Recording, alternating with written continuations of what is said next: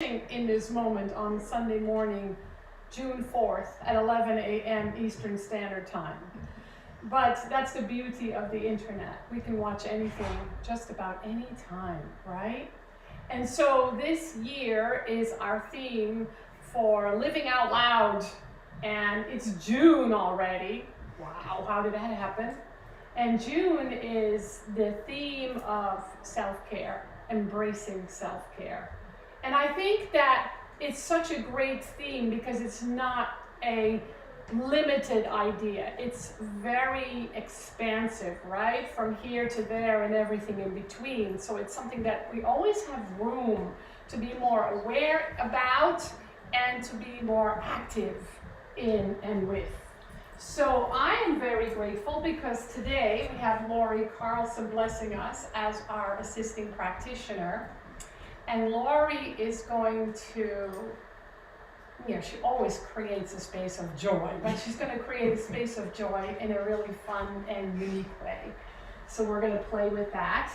And you can find us on the internet and many places, Twitter, Instagram, YouTube, Meetup, Facebook. We have 2 pages on Facebook, a public and a private one. And of course, our website is cslmorristown.org, where you can find all kinds of things that are happening here. In 2 weeks, we're going to have a wonderful day of fun and food with other centers for spiritual living from New Jersey and Unity Centers in New Jersey. Now, this is going to happen 2 weeks from yesterday. And this coming Sunday is the cutoff for registration. It's only $20. We're going to have great Italian food catered, and we're going to have fun. We're going to have games. We're going to have music. There's going to be a bar. So we're going to have a lot of fun. It's really great to be together with other people of like mind, especially in New Thought, just to have a fun celebratory day. So you're all invited. There's flyers over here for those of you that are here. Take them with you and send them to some people that might like them. And we also have a new thing starting today, and we're going to have 5 Sundays with a little break for the holiday, the 4th of July holiday. This is called The Untethered Soul. And I know that many people are familiar with this book, The Untethered Soul by Michael Singer. If you aren't, in my humble opinion, it's one of the books that you need to have on your bookshelf. Well, not on your bookshelf, in your lap. Reading it every day, because it's a very powerful book and it has an incredible healing modality that very much jives with what Science of Mind is about. And we're doing a book study and this book discussion. It starts today. It's at 12:30 until 2. And you don't have to have the book. We happen to have one extra one for sale. And it's going to be like a discussion and a study and some spiritual practices and just some fun. And I have both his books and his journals and his cards, so we're going to use all that. And then we have on July 16th, which I know is far away, we have Kat doing her sound bath again. There's some flyers over there, also what it's like to work with a practitioner. And there's also a flyer there if you want to do a Google review, which is one way that you can help us expand our visibility in the land. All right, so what I'm talking about today is we're going to explore the layers of self-care, because of course there are many layers to self-care. We're going to think of the body as a messenger today. We're going to learn some things about that. And I'm going to talk about what it means to explore this idea of mental equivalent. But before we do that, let's do our Namaste practice, which is our way of saying, hi everybody, I see you, I see who you really are. I know you're a spirit, I know you have a body, but you are spirit.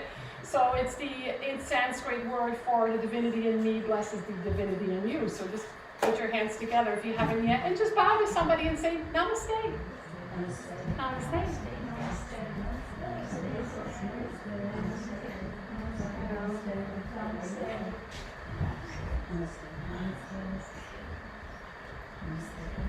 And let's do an opening treatment, our word for affirmative prayer.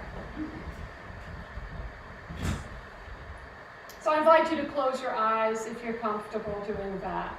This is a way just one little simple way to withdraw our attention from the outer world and bring it to the inner world, which is the world of cause with a capital C.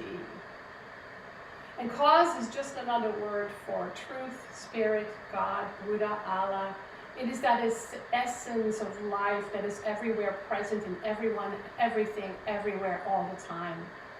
And we have been given this life to not only connect with that and be most consciously aware of it, but to live from it, to have it be our guide in our day-to-day living, which can be so demanding sometimes.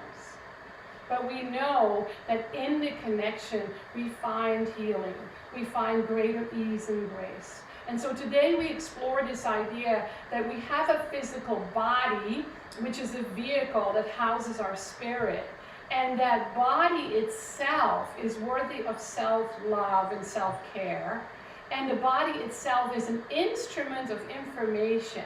There is a conversation happening between our spirit and our body, and today we get to explore that and live it more healthily, more powerfully, more joyfully, and more peacefully. And so we're grateful to be together in this space, whether it is physically in this room or the space of the internet-verse, the ether-verse, because together we create a world that works for everyone, especially when we honor our own individual journey and celebrate our connection with spirit.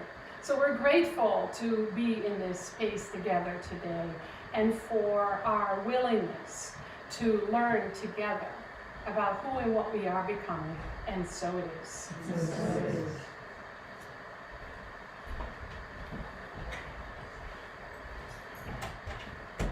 So,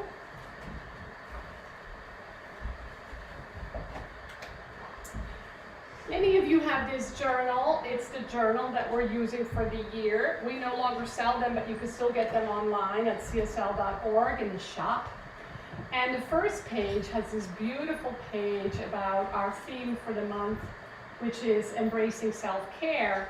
And the quote is by Parker Palmer, one of my favorite authors, and he says, self-care is never a selfish act. Isn't that interesting? Because sometimes we are told that, right? It says self-care is never a selfish act. It's simply good stewardship of the gift, of the only gift I have, the gift I was put on earth to offer others.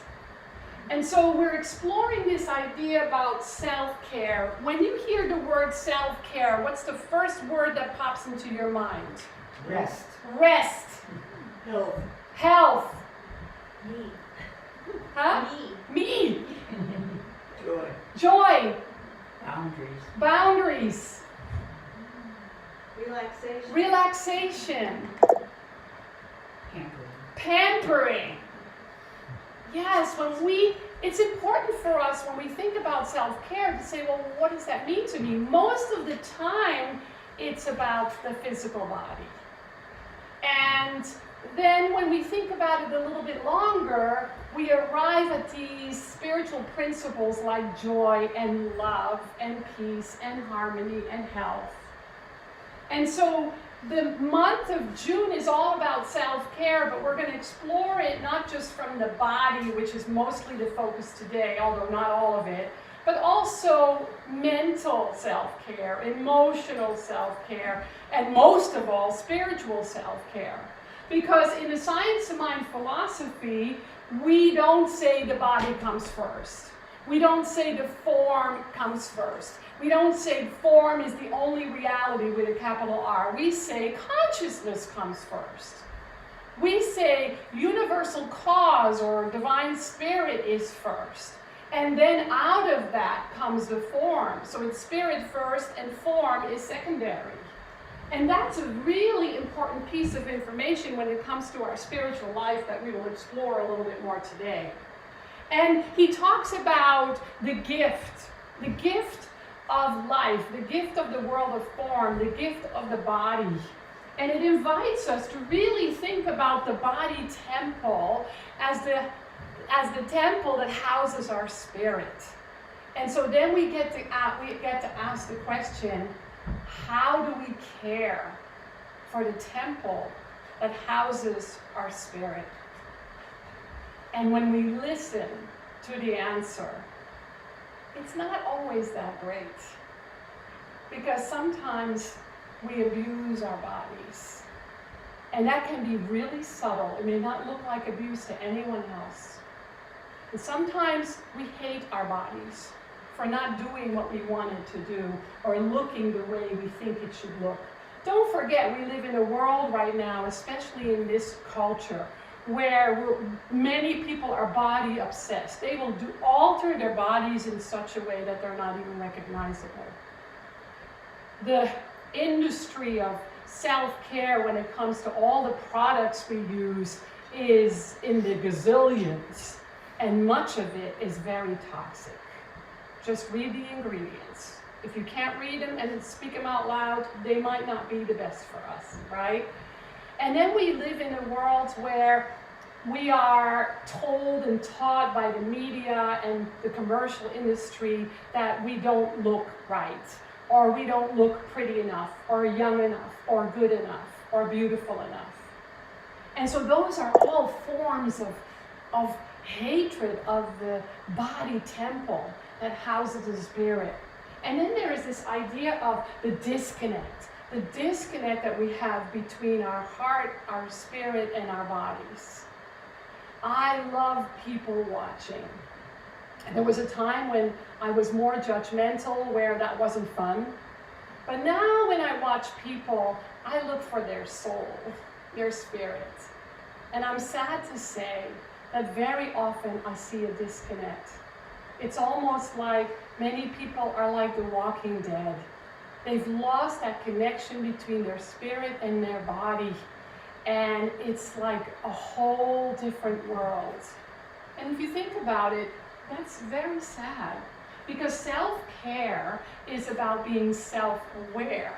And self-awareness leads us to make some decisions in self-care that support us and benefit us and energize us and reflect self-love, which is connected to divine love, trusting and knowing that the universe loves us and therefore loves the body temple that houses our spirit, which is unique for everyone, and therefore we care for it with more love.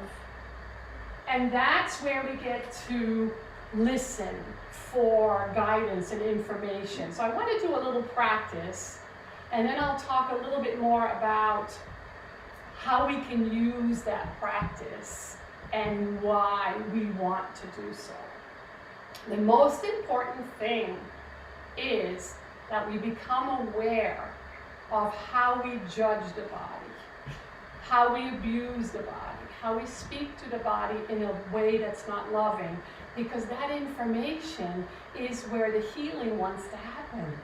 Our spirit is telling us. So let's do a little practice with that.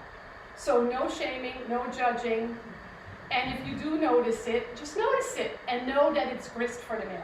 So I want you to close your eyes and just find yourself taking a breath. Just observe your breath. If your breath could speak, what would it say about you? And we're all going to do this quietly in the privacy of our own mind and heart. And then see if the next breath can be a little bit deeper. And then see if the next one can be pleasurable.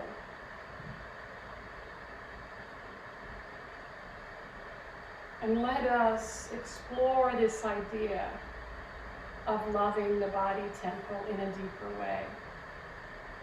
With all of us having our eyes closed, we don't have to worry what anybody sees or thinks. I want you to wrap your arms around your body as if you're giving yourself a hug. And take another breath and notice what happens. For some of you, this might be very yummy, and for some, very sad, or anything in between. Just notice, we're just feeling and noticing our feelings. We're not editing or judging. We're just noticing. We're in witness mode, observer mode. Just notice how it feels to give yourself a hug.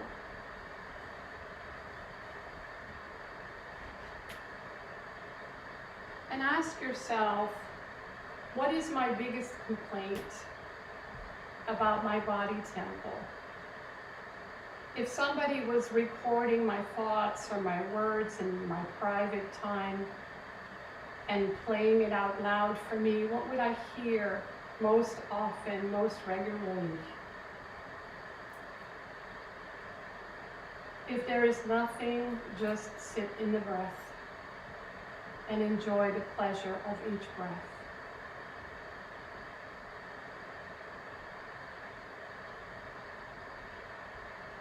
And now, instead of staying in the complaint, which we sometimes do, ask your body, the part that you're complaining about, what it needs from you. And just listen. If nothing comes at first, just be open and listen.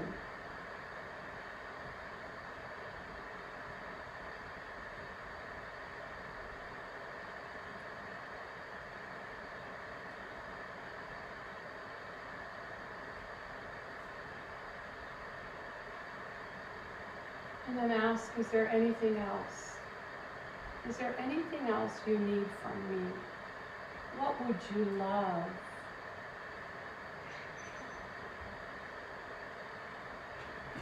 And if it's an entire cake, that's not the answer. That's the ego mind. That's not the true self-loving, self-caring body temple, the spirit within you. What does it really need? What would it really love? Not temporary, but fully, completely from you.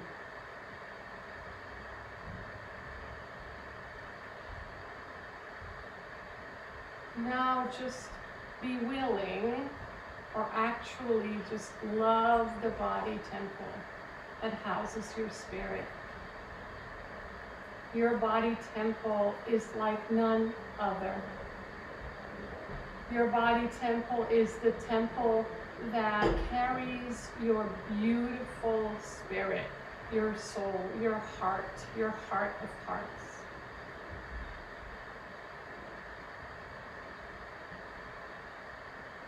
And you are willing to love it completely and take care of it gently.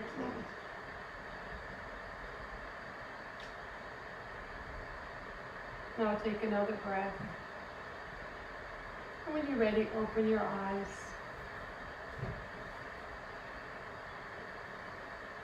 I would invite each of you to do this every day when you wake up. The first time I did that was when I realized it was time to face an eating disorder I had. And when I asked my body what it wanted, because first it said a gallon of ice cream, it said parsley. And I was like, parsley? What the hell? But I realized in that moment that the body knows what it needs. And ever since then, I've, not perfectly, but I've learned to listen to the body temple that houses my spirit. Because the beauty is, it already knows what it needs, who it needs, when it needs what it needs. But because the disconnect, for many reasons, we have a sense of separation inside of us around body, mind, spirit, and there's a part of us that feels dead. And it just longs for life, and longs for life, and we think the ice cream will fix it, or this food, or this pill, or that pill, or not moving the body. You know, I remember when I first started getting really healthy and fit, people would say to me, what's your secret? And I said, well, I can't tell you my secret. It just, you know, it's a secret. And they were like, wow. And I said, well, move more and eat less. Really? Yes, really, right? And so the body is a storyteller. Each of us, our body tells stories. I could sit here for a half hour and tell you, each of you, what your body's story is. Doesn't mean it's right, but that's the connection each of us already has. So our body is a storyteller, and it has stories to tell about our conditioning, about life, about how we care for it or don't, what it's trying to tell us. And so it's really important for us to listen to the stories the body is telling, because it's a messenger. The body is already conscious. And so in the body-mind-spirit connection, we get to gather some more information on how to truly take care of the body temple that houses our spirit. That doesn't mean it's going to be perfect. If you have a leg that's missing, it won't grow a leg. Well, probably not. Let's leave a little window that's possible, right? But there's ways that we can take care of ourselves and love ourselves without that one leg. And there's many other opportunities for that. What comes to mind is, I forget the guy's name, but he had no arms and legs because he was born that way because of, what's that drug? Thalidomide. Yeah, thalidomide. And he's married, has 2 beautiful children, and travels the world doing inspirational talks. So, right? So the body is a storyteller. So we get to think about, what does it mean to me to have a body? You don't have to answer that now, but that's a question we can ask ourselves. What does it mean to me that I have a body? What does it mean that my consciousness created this particular body, and what does that mean to me, and what do I do with that? How can it be part of my spiritual life? Because it's consciousness first and body next. It's cause first, effect next. It's truth first, conditions next. We try to mess with that and flip that and try to convince it's the other way around. But one day we're going to just have to surrender and say, oh, it's my consciousness that came first. The body came next. Your consciousness, my consciousness created this body. And not that one, and not that one, and not that one. And so that is important, that is meaningful, that has a lot of information, that can give us guidance on who we are here to be or to become, or how we are here to serve. And so June is all about, how can I have greater awareness around self-care, mental, physical, emotional, spiritual? And how can my self-care become self-care not with a small s, but with a capital S? How can I care more healthily and powerfully and compassionately for my mind, for my heart, for my spirit, and of course, my body? And that's why we pay attention to the symptoms that we have. We're doing this Untethered Soul today, as I mentioned earlier, by Michael Singer, and I want to read one little paragraph about it, because it speaks to this idea of becoming more self-aware of our own evolution and how that's not separate from the body. That begins within our own mind, within our own consciousness. So he talks about growth. He says, true personal growth is about transcending the part of you that is not okay. True personal growth is about transcending the part of you that is not okay and needs protection. This is done by constantly remembering that you are the one inside that notices the voice talking. That's the way out.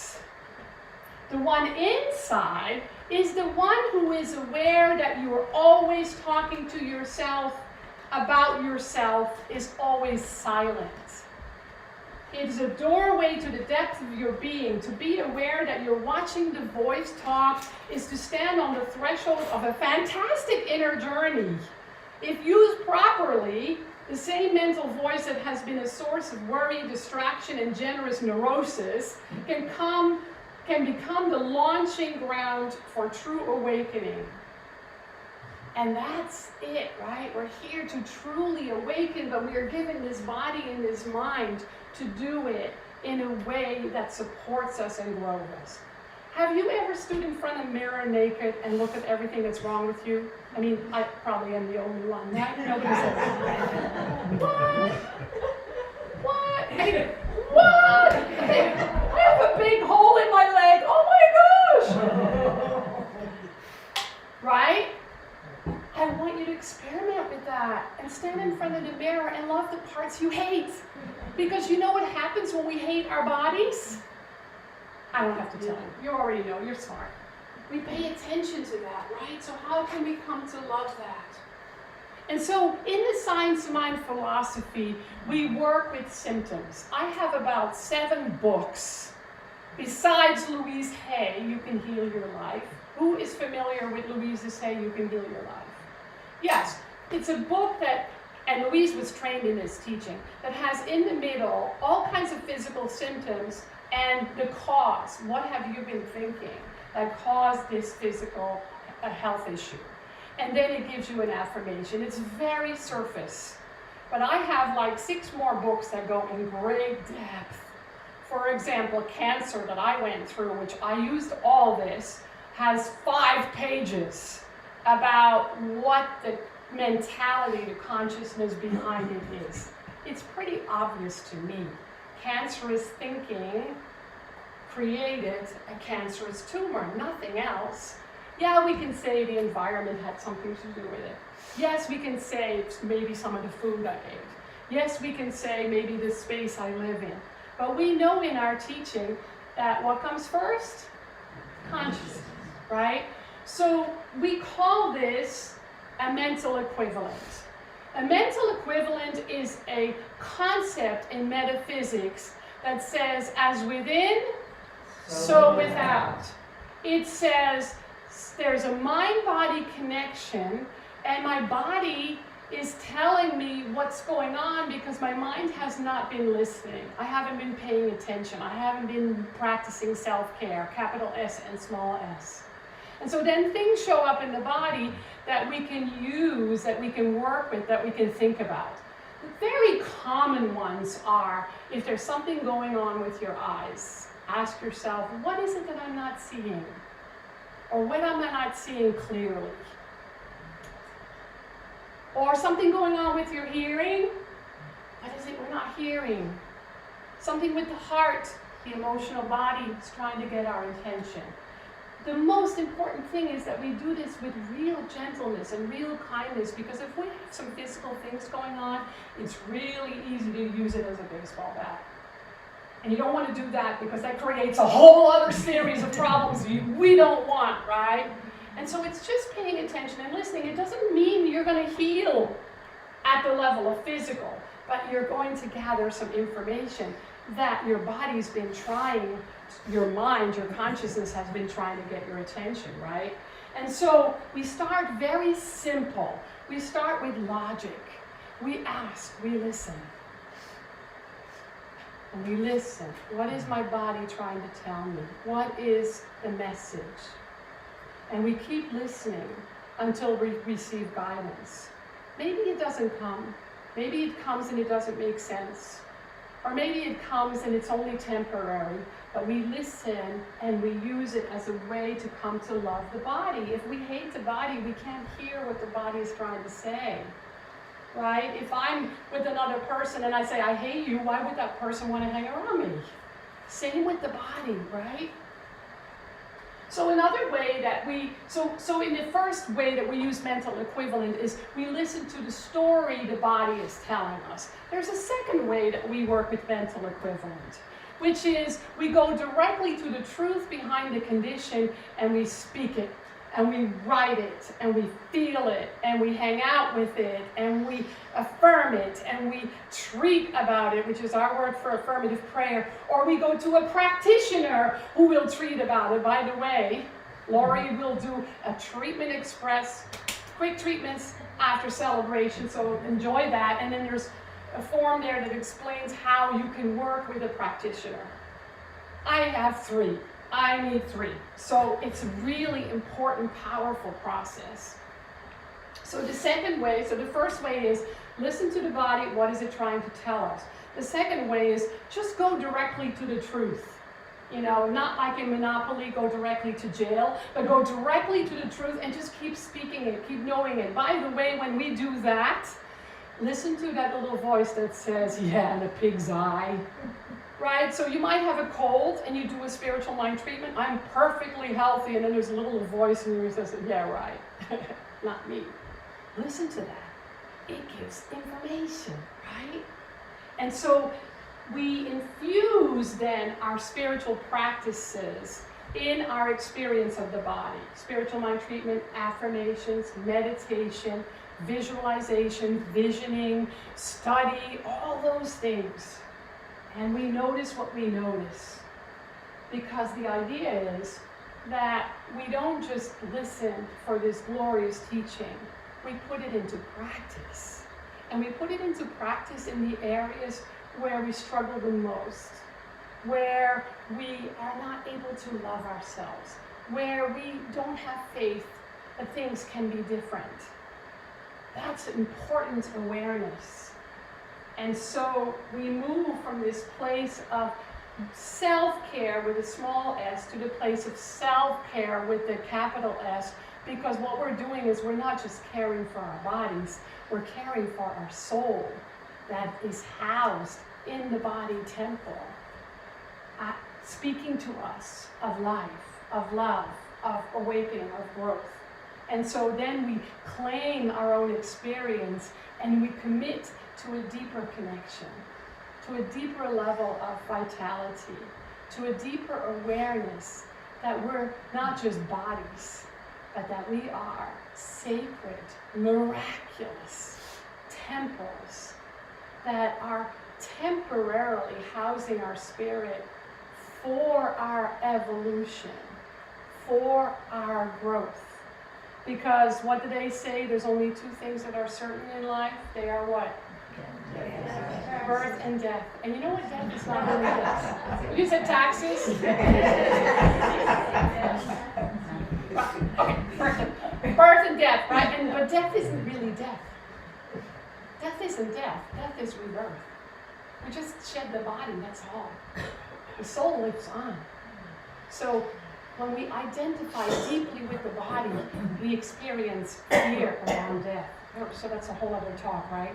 So we want to really notice how we are just preparing for whatever is next. And how can we do this from a sacred awareness, from a sacred place, from a sacred sense of being who we are. So I have a song for all of us I'm going to play.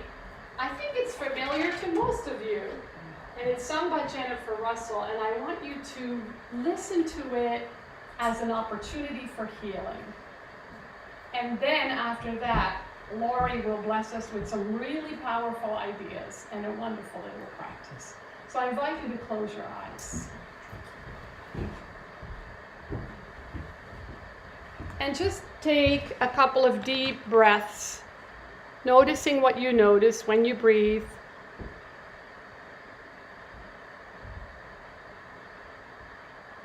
And take in these words. Lord, make me an instrument of your peace. Where there is hatred, let me sow love. Where there is injury, pardon. Where there is doubt, faith, despair, hope. Where there is darkness, light.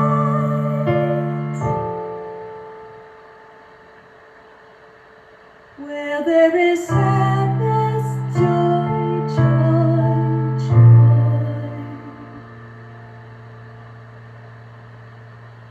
Oh, divine Master, grant that I may not so much seek to be consoled as to console,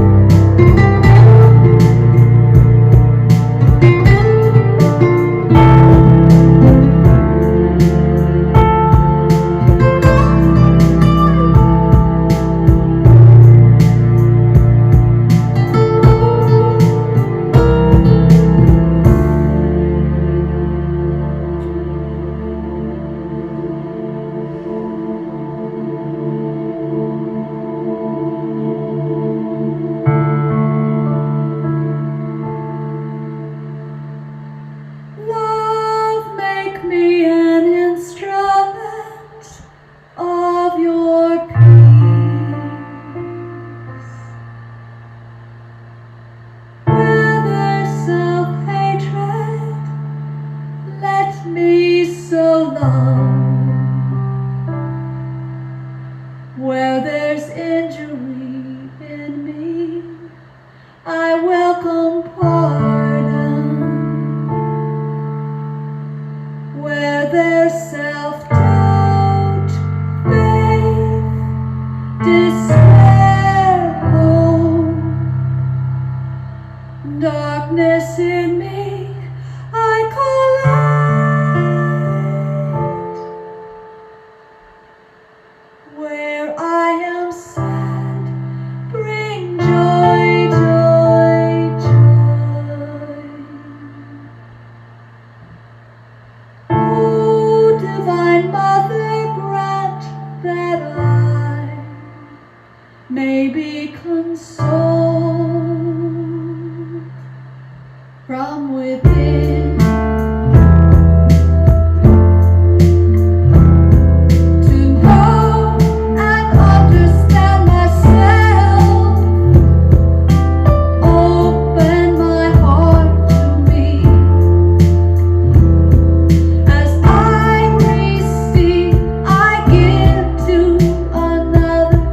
Impart me myself, I am free to forgive.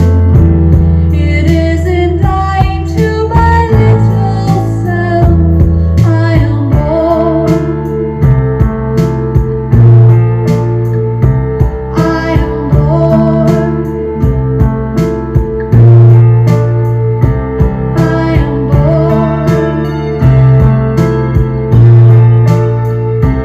I am born.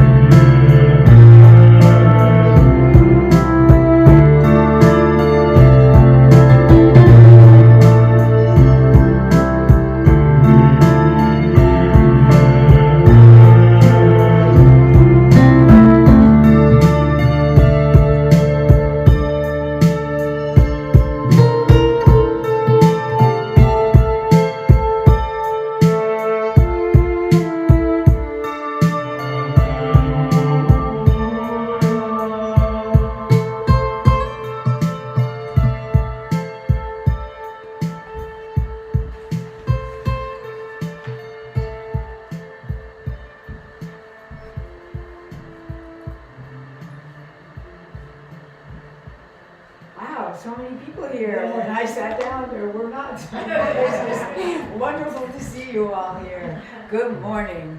So when Reverend Frankie was talking about self-care, and she asked people to yell out what the first word was that came to you, I did not yell out mine because I wanted to save it for now, but no one said it. And so one of my most important self-care practices is laughter. So laughter helps heal you mentally, physically, emotionally, and spiritually. There have been interviews with prisoners of war who have said that laughter was more helpful than religion in getting them through the experience of being a prisoner of war. So think about that. You know, doesn't that make laughter a spiritual practice? And we all know the physical benefits of laughter, but I have some facts to tell you. So did you know that laughter decreases your stress hormones, but it also increases your natural killer cells and activated T cells, which are two things that help your body stay healthy and strong. It also reduces inflammation. So if you're feeling inflamed, watch a comedy and see if that helps. It also is a good workout. We all know this, right? A good belly laugh, 15 minutes of good belly laughter is equal to, get this, 300 sit-ups. I'm like, oh, hell no. I can't do 300 sit-ups, but I can laugh from my belly for 15 minutes. And I am very lucky because I often do. I have many people in my life that make me laugh so hard that I cry. So laughing from the belly for 15 minutes is not difficult for me. But it's not something that happens every day. It is something that I practice. It is a spiritual practice. But first, there's a few more facts that I like. So it improves your heart health, keeps your blood pressure low, and it aids in circulation. Go figure. When you laugh, your blood vessels expand.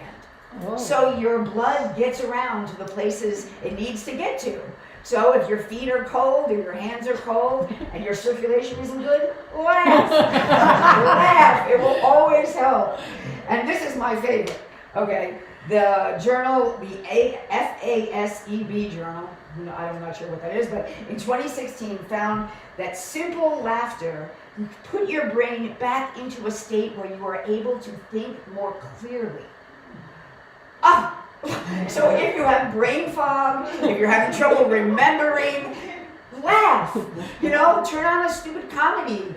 Tell yourself a silly joke. Watch YouTube videos of children laughing or kittens being silly. Whatever it is that makes you laugh, it inspires creative thinking, it helps your memory, and it helps get rid of brain fog. I mean, I can use all those things myself. So it also turns out to reduce the amount of pain. And that is because of the endorphins it releases, right? I'm sure many of you are familiar with the story of Norman Cousins, who wrote, let's see the name of his book, Anatomy of an Illness as Perceived by the Patient.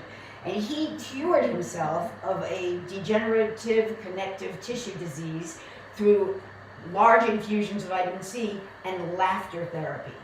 He self-induced bouts of laughter by watching Candid Camera, one of my all-time old favorites. Of course, this was back in the day, and he found that 10 minutes of genuine belly laughter had an anesthetic effect, and he would get 2 hours of painless sleep after belly laughing like that. And then he would wake up, and then he would put on the comedy again. But he actually lived a lot longer than they gave him to survive, using this laugh therapy. So that's an amazing thing. Of course, fortunately for me, I'm not in pain like that where I need to laugh, but I know that laughter elevates my spirit. And I know that, even if I'm sitting at home laughing alone, I feel connected to people. I don't know, does that work for you? I feel like laughter is unifying and connects you to other people. You just don't feel so alone when you're laughing. Even when I'm sitting at home alone in front of my computer watching my YouTube videos, which is a daily practice for me. So if I don't find that I've laughed enough during the day, which, believe it or not, there are some days when I don't feel like I've gotten enough of my laughter in, I purposely, in my pajamas, sit in front of the computer and watch comedy or videos until I feel like I've laughed enough. So that I go to bed with my endorphins raised and feeling more joyful. And it's something that I do every night, just like I write in my gratitude journal every night, I meditate and treat every day. Laughter is a daily practice. And so I encourage you to consider it, to not think of it as something that just happens once in a while, like when something funny happens, but to think of it as a practice that you choose, a choice that you make. I am going to laugh today. I am going to laugh for the physical effects, for the mental effects. It helps alleviate depression. It's a workout. It burns calories, all of these things. But for all of those reasons and for also all the spiritual reasons. Because as you are uplifted, you are better able to uplift others, right?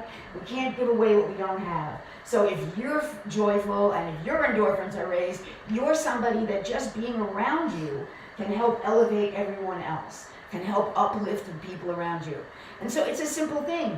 You do the practice, and then you go out into the world and you uplift everyone else. And guess what? You don't even have to find something that's funny that makes you laugh. There's such a thing called laughter yoga.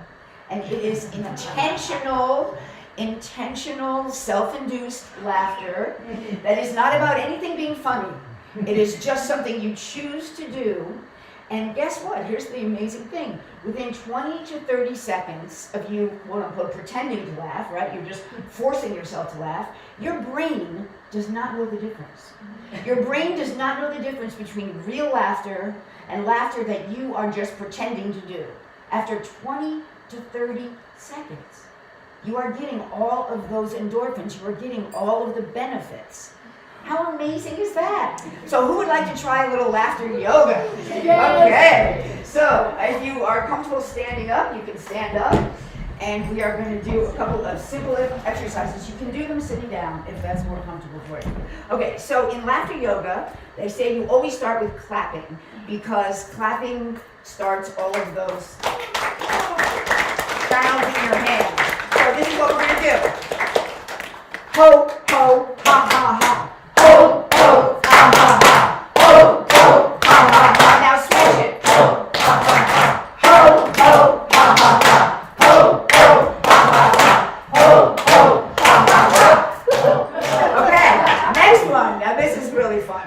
So you know, everybody knows what the old lawnmowers, I don't even know if they do this anymore, but you know, the lawnmowers used to have to pull? Yeah. Okay, so we're going to do the lawnmower of laughter. So you're going to ha, and then ha, and then ha,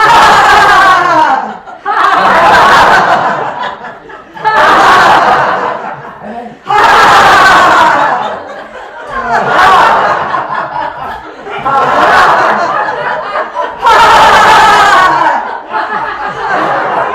you see, once you start laughing, it's hard to stop, right? Okay, now my favorite one. There's a bunch of these. I encourage you to go on YouTube and check it out. But this one is hilarious, okay? It's a little risque, actually, for me. But, okay, so you're inhaling, you're zipping up your jacket, and then exhaling. Ha, ha, ha, ha! They call it the zipper, I call it the flasher. So it's breathe in. Ha, ha, ha, ha!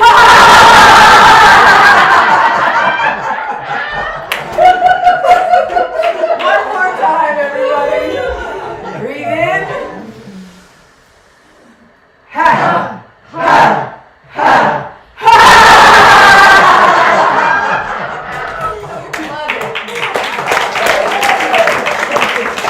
You can all sit down. Now that we've had that experience of laughter, I have a few contemplative thoughts for you about laughter. So, how easily do you usually laugh? Easily. Very easily. And who do you usually laugh with? Okay, so that's the next question. Do you laugh more easily at yourself or at others? Oh. And then think about what that tells you. You know, what does that tell you about yourself? Whether you laugh more easily at yourself or at others. And how do you feel about that? Yeah.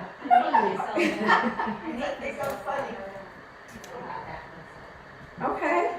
Well, like Reverend Frankie always says, this is all good information, right? It's all information that you can grow from. They say if you can laugh at yourself, you'll never cease to be amused. Ain't it the truth? Because wherever you go, there you are. So if you can laugh at yourself, you always have a soundtrack going of laughter. This book that we're about to read today talks about the voice in your head and the roommate that you live with that's always talking. Well, what if you could make it a funny one? Yeah. What if you could make it laughter instead of that, that self-deprecating, that judgmental? What if it was laughter that was always with you? You could walk through the day joyful, right? And the voice in your head is telling you jokes instead of telling you what you did wrong. Or, instead of telling you judgmental things, just making you laugh. What a great thing that would be, right? So the last thing I want you to think about is, do you feel self-conscious when you laugh around others? No. Or do you feel a sense of freedom? Yes. Freedom. And so then why wouldn't you want more of that? Like, why wouldn't you take that out into the world and share it? Because if it makes you free, you're giving someone else the freedom to laugh. I think infectious laughter is the best thing that there is. You know, if you can laugh and so hard that other people around you start laughing. We had a comedy show here a couple weeks ago with Armand and Angelina, and I was laughing so hard I was crying, and the performers were like saying, "Are you okay? We hired you for the laugh track." I just got in the groove of laughing from some of the things they said that were so funny, and I couldn't stop. I just couldn't stop laughing, and that was such a great feeling. I was high from like all those endorphins and just the laughter, and it made everyone else laugh. So it was like, you know, we have that ability, right? We can choose to work that muscle. We can choose to laugh, and then we can go out into the world and share it and spread it and uplift everyone. There's a ripple effect to most of what we do, and especially to laughter. So today I invite you to go out and spread that ripple effect of laughter all around you and uplift everyone you meet. And as you are all uplifted and full of laughter, I invite you to join us in conscious giving and to give back to the center that fills you with laughter and fills you up spiritually. There are lots of ways to give. We have a basket in the back. We have text to give. We have a donate button on our website. But just give from that place of abundant joy that you are full of right now. And know that you are giving, and as you give, so you receive. So if you give abundantly, you receive abundantly. It's as simple as that. So I invite you all to give, and give from the heart, and give with joy. Give with laughter. I know Reverend Frankie always writes thank you on all the checks she writes. Oh yeah. So as you give, be joyful. And I think no more announcements, right? So I guess we are going No, to... but after you are done, I have something I want to share, so go for it. Okay, so closing treatment, Yes. right? Okay. So, I have to settle down from all that laughter. Settle down from all that laughter so that I can come into a place of doing the closing prayer treatment. So I invite you to close your eyes, settle into this moment. And even if you're still smiling from laughter, that's a great thing. The Spirit loves to smile. And so from this place of inner divinity, of knowing my own oneness with Spirit, I speak these words for everyone to hear as if they are your own. And so right here, right now, I know the power and the presence of the One. I know the love that is ever expanding, ever expressing as this beautiful community. I know that we are each full of laughter and love, and that we take care of ourselves and each other in such a way as to go out and be a force of love in the world. We are love in action. And we get to do that today.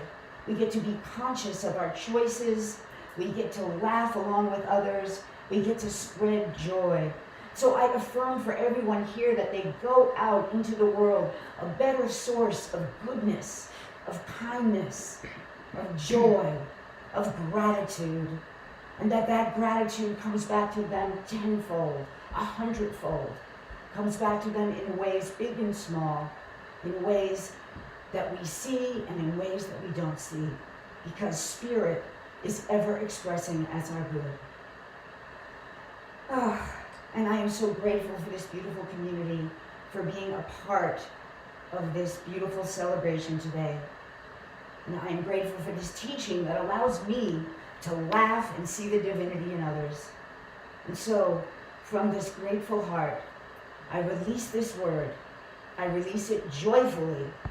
I release it gratefully. And I release it expectantly, because I know that it cannot come back to me void. And so I let it go. I let it be. And I invite you to join me in saying, and so it is.